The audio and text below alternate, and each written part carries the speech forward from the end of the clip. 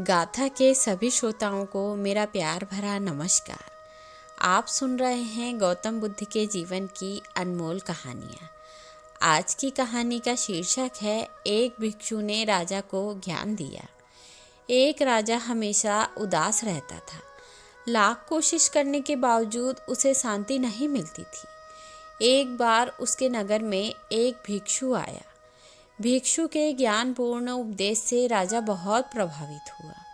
उसने भिक्षु से पूछा, मैं राजा हूँ, मेरे पास सब कुछ है, किंतु फिर भी मेरे मन में शांति नहीं है। मुझे क्या करना चाहिए? भिक्षु बोला, आप अकेले में बैठकर चिंतन करें।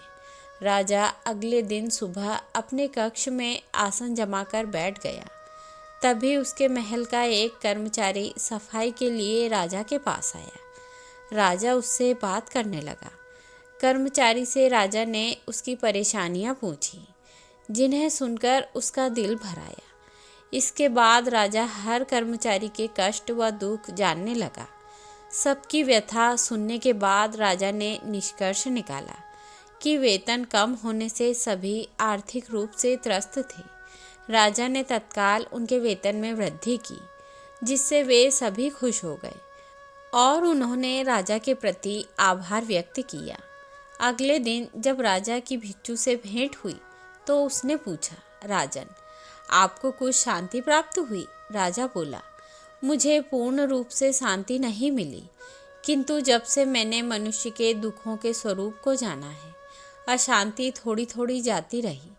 तब भिक्षु ने समझाया, राजन, आपने शांति के मार्ग को खोज लिया है, बस उस पर आगे बढ़ते जाएं। एक राजा तभी प्रसन्न रह सकता है जब उसकी प्रजा सुखी हो। कथा का सार यह है कि मन की शांति स्वयं के सुख से अधिक दूसरों के दुख हरकर उन्हें सुखी बनाने से मिलती है। इसलिए यथाशक्ति दूसरों की सहायता करें। तो यह थी एक छोटी सी कहानी। आशा करती हूँ आप सभी को पसंद आएगी।